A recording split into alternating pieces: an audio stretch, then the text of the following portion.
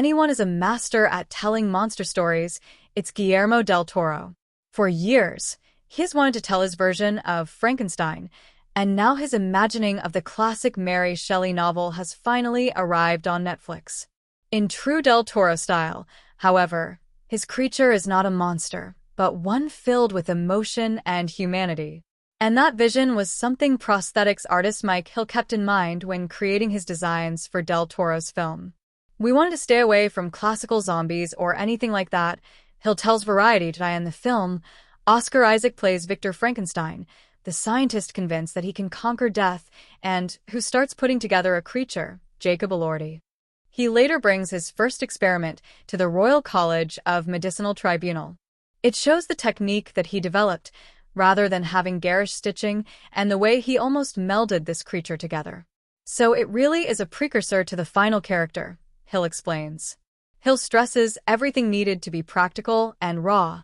With this tale and its period setting, if you go to VFX, you've destroyed the illusion. This had to be practical and real.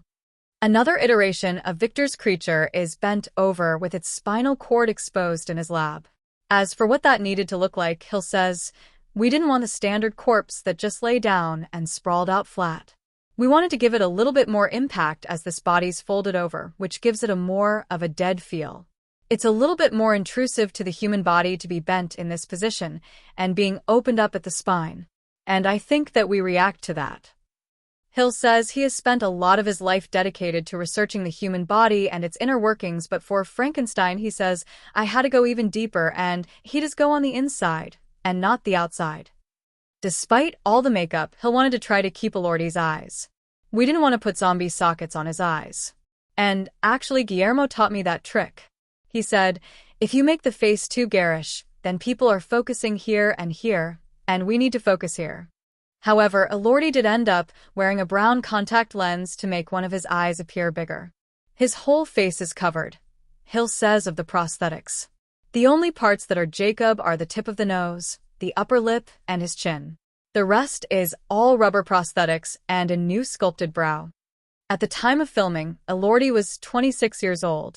I wanted to subtly mature Jacob a little bit, so I gave him a stronger nose and obviously a stronger brow. Stronger brows are always associated with the Frankenstein creature.